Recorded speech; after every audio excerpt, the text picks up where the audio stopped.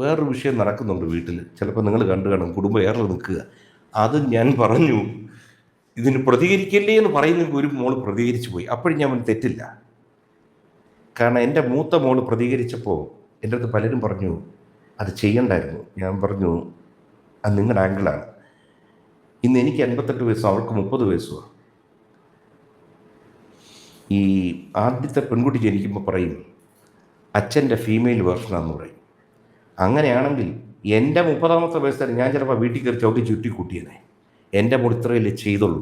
മാത്രമല്ല എൻ്റെ ഭാര്യയ്ക്കും സമാനമായിട്ട് നിങ്ങളുടെ മോള് തന്നെ എന്ന് പറയാമല്ലോ. കാരണം ഞാൻ ഭയങ്കര പ്രതികരണത്തിൻ്റെ ആളായിരുന്നു. ഞാൻ പറഞ്ഞുവെന്ന് വെച്ചാൽ, ഞാൻ രാവിലെ എന്നും എണീക്കും, രാത്രി കിടക്കുന്നതിന് മുമ്പ് ഞാൻ 2 തവണ നന്ദി പറഞ്ഞു. കാരണം ഇത്രയും സുന്ദരമായൊരു ജീവിതം എനിക്ക് റീസെൻ്റായിട്ട് CJP പ്രൊട്ടസ്റ്റിനെ പറ്റി പറഞ്ഞപ്പോഴത്തേക്കും ദിയാകൃഷ്ണൻ തോന്നിട്ട ഒരു സ്റ്റോറിയൊക്കെ ഉണ്ടായിരുന്നു. പ്രൊട്ടസ്റ്റേഴ്സ് എന്തുകൊണ്ട് നിങ്ങൾ ചെയ്യുന്നില്ല, അപ്പോൾ എൻ്റെ പ്രസ്ഥാനം ഇതാണ് എന്ന് പറഞ്ഞൊരു പ്രോ നെഗറ്റീവ് ഉള്ളൊരു റീലൊക്കെ ഷെയർ ചെയ്തിട്ടുണ്ടായിരുന്നു. പക്ഷെ അതിലും ഈ പറഞ്ഞ പോലെ സൈബർ ബുള്ളിങ് കാര്യങ്ങളൊക്കെ വരുന്നുണ്ടായിരുന്നു. ഫാമിലിക്ക് നേരിടേണ്ടി വരുന്ന സൈബർ ബുള്ളിങ്ങിനെയൊക്കെ താങ്കൾ എങ്ങനെയാണ്? ഇപ്പം വ്യക്തിപരമായുള്ള സൈബർ ബുള്ളിങ് മറ്റൊരു വശമാണ്, ഫാമിലിക്ക് വരുന്ന മറ്റൊരു വശമാണ്. എങ്ങനെയാണ് അതൊക്കെ ഫേസ് ചെയ്യുന്നത്? കാഴ്ചപ്പാട് ഞാൻ മക്കളോട് പറഞ്ഞു കൊടുക്കും, നമ്മളെ പറ്റി മോശം പറയുന്നവർ നമ്മുടെ ഒരു ഇക്കോസിസ്റ്റത്തിൻ്റെ ഭാഗമാണ്. അവരെ നമ്മൾ ഉൾക്കൊണ്ട് പോയേ പറ്റൂ. കാരണം വളരെ രസമായിട്ടേ പറയത്തുള്ളൂ, ഒന്നും കടുപ്പിച്ചും പറയില്ല. ഞാൻ പറയും, ഇപ്പോൾ നീ ഒരു പോസ്റ്റ് ഇട്ടിട്ട് നിൻ്റെ 100 ഫ്രണ്ട്സ് നിൻ്റെ ബന്ധുക്കൾക്ക് അയച്ചിട്ട് പറയും എൻ്റെ ഒരു പോസ്റ്റ് ഇട്ടിട്ട് ഒന്ന് കാണണേ, ഒന്ന് ഷെയർ ചെയ്യണേ, ഒന്ന് കമൻറ്റ് ഇടണേ.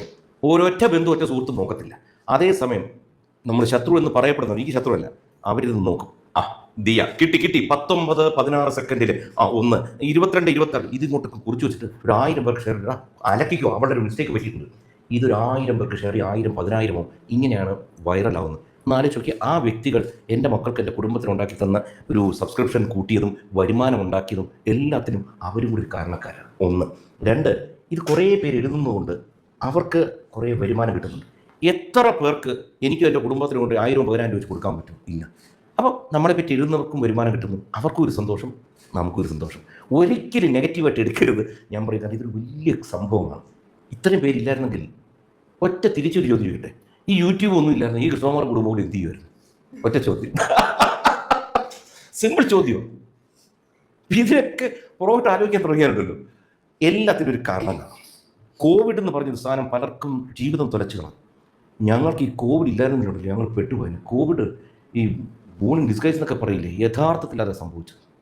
അതുകൊണ്ട് എപ്പോഴും എല്ലാത്തിനും മറുവശമുണ്ട്. എന്ന് വെച്ചാൽ ഇതൊക്കെ പറയുമ്പോൾ എനിക്ക് ദേഷ്യം വരും, വല്ലാതെ ചിലപ്പോൾ അപ്സെറ്റ് ആവുന്ന നിമിഷങ്ങളുണ്ട്. ഇതൊന്നും പറയത്തില്ല, പക്ഷെ അതിനെ ഇമ്മീഡിയറ്റ്ലി മറികടക്കാൻ നോക്കും.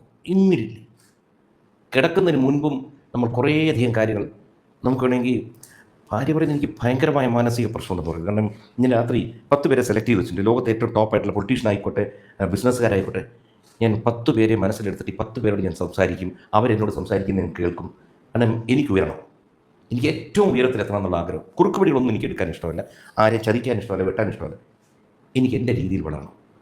പറ്റിയാൽ നമ്മുടെ കൂടെ നിൽക്കുന്നവർക്ക് എന്തെങ്കിലും ചെയ്യണം. ഇതൊന്നും വലിയ നല്ല പേര് കിട്ടാൻ വേണ്ടി ഒന്നും പറയുന്നില്ല.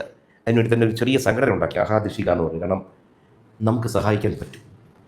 അതിനകത്തും ഒരു സ്വാർത്ഥതയുണ്ട്. കാരണം പിള്ളേർക്ക് ഞാൻ പറയാം, നിങ്ങൾ എവിടെയെങ്കിലും യാത്ര ചെയ്യുമ്പോൾ വളരെ പ്രശ്നത്തിൽ നിൽക്കുന്ന ആളാന്ന് തോന്നുന്നു, ആരൊന്നും അറിയണ്ട, വെറുതെ ഒരു 500 രൂപ കൊടുത്ത് നോക്ക്. പെട്ടെന്ന് അവർ ഹാപ്പി ആകുമ്പോൾ ആ ഹാപ്പിനെസ് നമ്മളോട്ട് പടരും. ഹാപ്പിനെസ് ഒരു കണ്ടേജിയസ് ഡിസീസ്, ഒരു സംഭവമാണ്. അപ്പോൾ ഞാൻ എപ്പോഴും പറയും, വളരെ സിമ്പിളാണ്, ഇങ്ങനെ ഒന്ന് കൊടുത്താൽ മതി പറയും. അപ്പോൾ സന്തോഷം കണ്ടെത്താന്ന് വെച്ചാൽ കൊടുക്കുക. നമുക്കൊരാൾ ഗിഫ്റ്റ് തന്നപ്പോൾ നാളെ നിങ്ങൾ എനിക്കൊരു ഗിഫ്റ്റ് തരുന്നു, എനിക്ക് എന്തൊരു സുഖം തോന്നുമായിരിക്കും. പക്ഷേ കൊടുക്കുമ്പോൾ കിട്ടുന്ന സുഖം അത് പറഞ്ഞ് അറിയാം. നമുക്ക് എല്ലാവർക്കും ഉള്ള അനുഭവമുള്ളവരാണ്. നമ്മൾ പ്രായമായി വരുമ്പോൾ നമ്മൾ പിടികിട്ടുന്നത് അത് ഭയങ്കര സുഖം കിട്ടുന്നൊരു കാര്യമാണ്. ഇതൊക്കെ ഞാൻ പറയുന്നത് എന്ന് വെച്ച് കഴിഞ്ഞാൽ, ഞാൻ പണ്ട് ദൂരദർശനിൽ ഇതുപോലെ ഇൻ്റർവ്യൂ എടുക്കാൻ പോകുമ്പോൾ അന്ന് പറഞ്ഞു തരുന്നൊരു കാര്യമുണ്ട്. അന്ന് ഞാൻ ബാലകൃഷ്ണൻ, അദ്ദേഹം ന്യൂസ് വരുന്നു, ചേട്ടൻ്റെ അസിസ്റ്റൻ്റായിട്ടാണ് ഞാൻ ദൂരദർശനിൽ കയറുന്നത്. പക്ഷെ അവിടെ ജനറലായിട്ട് പറഞ്ഞിരും പലതും. ഇപ്പോൾ പറയും, ഒരു വ്യക്തിയിൽ ഇൻ്റർവ്യൂ എടുക്കാൻ പോകുകയാണെങ്കിൽ അദ്ദേഹം സമൂഹത്തിൽ അറിയപ്പെടുന്ന ഒരു വ്യക്തിയാണ്. അദ്ദേഹത്തിന് ഇൻ്റർവ്യൂ എടുക്കുമ്പോൾ അദ്ദേഹം പറയുന്നത് നമ്മൾ പരമാവധി, ഇന്നിപ്പോൾ എന്ത് വെച്ചാൽ പലപ്പോഴും സെൻസേഷനലൈസ് ചെയ്യാനാണ് നോക്കുന്നത്. അത് ചിലപ്പോൾ കുറച്ച് ദൂരം പോകുമായിരിക്കും. ഈ പത്രം എത്ര വർഷമായി ആലോചിച്ച് നോക്ക്. എന്താണ് അതിൻ്റെ കാരണം? ഈ സെൻസേഷൻ ഉണ്ടാക്കുന്നവരും അധികകാലം പോകത്തില്ല. ഈ TRP വലിയൊരു പ്രശ്നമാണ്, ഇന്നൊന്നുമില്ല, കുറച്ച് കാലമായിട്ട്. പക്ഷേ TRPയുടെ ഒരു സൂക്കറെന്ന് വെച്ചാൽ, ഞാനൊക്കെ വളരെ സീരിയസ് ആയിട്ട് വാർത്ത കാണുന്ന ഒരാളായിരുന്നു. 6 വർഷത്തോളമായി കാണാറില്ല. അപ്പോൾ ഇങ്ങനത്തെ ഇങ്ങനെ രാഷ്ട്രീയത്തിൽ നിൽക്കുക അറിയണ്ടൊക്കെ വൈകുന്നേരം യൂട്യൂബിൽ കുറച്ചേരം നോക്കിയാൽ നമുക്ക് കാര്യങ്ങളൊക്കെ പിടികിട്ടും. തെറ്റോ ശരിയോ എനിക്കറിയില്ല. നമ്മുടെ മനസ്സമാധാനം പോകുന്നതാണ്. മാത്രമല്ല ഹൈലി ഇൻഫർമേറ്റീവാണ്. പണ്ട് പത്രം വീട്ടിൽ വരുത്തുന്നത് അതിൻ്റെ എഡിറ്റോറിയൽ വായിച്ചാൽ ഇംഗ്ലീഷ് വായിക്കാൻ പഠിക്കും, ഇംഗ്ലീഷ് സംസാരിക്കാൻ പഠിക്കും. വാർത്തകൾ നമുക്ക് എല്ലാ കാര്യങ്ങളും ജനറൽ നോളജ് തരുന്നൊരു സാധനമാണ് പത്രവാർത്ത. അതിനുശേഷം ഡിജിറ്റൽ നമുക്ക് ചാനൽ വന്നു. പക്ഷെ ഇന്ന് ഇതിൽ നിന്ന് ഒരറിവും കിട്ടുന്നില്ല. മേ ബി ഇതെനിക്ക് എതിരെ വലിയൊരു ഇതാകുമായിരിക്കും, പക്ഷേ അത് മാറ്റിയെടുക്കേണ്ട സമയമായി. കാരണം അസാമാന്യം ഒരു സമയം ഫോർത്ത് പില്ലർ എന്നൊക്കെ പറയുന്നത് എന്തുകൊണ്ടായിരുന്നു? നമ്മുടെ എല്ലാത്തിൻ്റെ ഒരു പ്രധാന തൂണാണ്.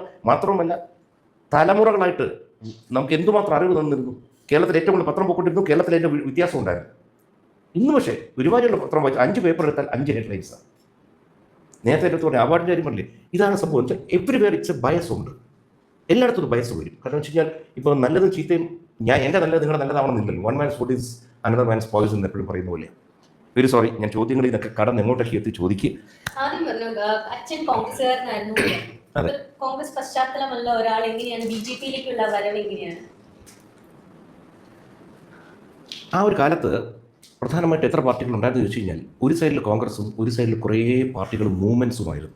എടുത്തു പറയേണ്ട ഒരു പാർട്ടി നമുക്ക് ചിലപ്പോൾ കേരളത്തിലൊരു കമ്മ്യൂണിസ്റ്റ് പാർട്ടി കാണും, അതാത് സ്ഥലങ്ങളിൽ ഓരോന്ന് കാണും. അന്ന് വളരെ പരിമിതമായ വാർത്തകളാണ് വെളിയിൽ വരുന്ന ഒരു പാർട്ടിയെ പറ്റിയും അവരുടെ പ്രവർത്തനത്തെ പറ്റിയും. അന്ന് ഇഷ്ടപ്പെടാൻ ഇത് സ്വാതന്ത്ര്യ സമരത്തിൻ്റെ ഒഴുക്കിൽ വരുന്നത് ഇതെല്ലാം.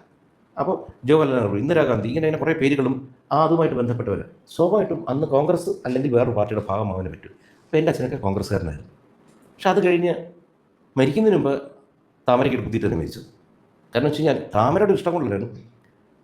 ഞാൻ വല്ല ഒരിക്കലും കോൺഗ്രസിനെ വല്ലാതെ ഇഷ്ടപ്പെട്ടവർക്കും ഇന്ന് കോൺഗ്രസിനെതിരെ ഒന്നും സംസാരിക്കാൻ താല്പര്യമില്ല. എനിക്ക് രാഷ്ട്രീയപരമായിട്ട് ഒന്നും പറയില്ല. പക്ഷേ അന്ന് വളരെയധികം പാർട്ടിക്ക് വേണ്ടി ത്യാഗം ചെയ്തവരുണ്ടായിരുന്നു എല്ലാ പാർട്ടിയിലും.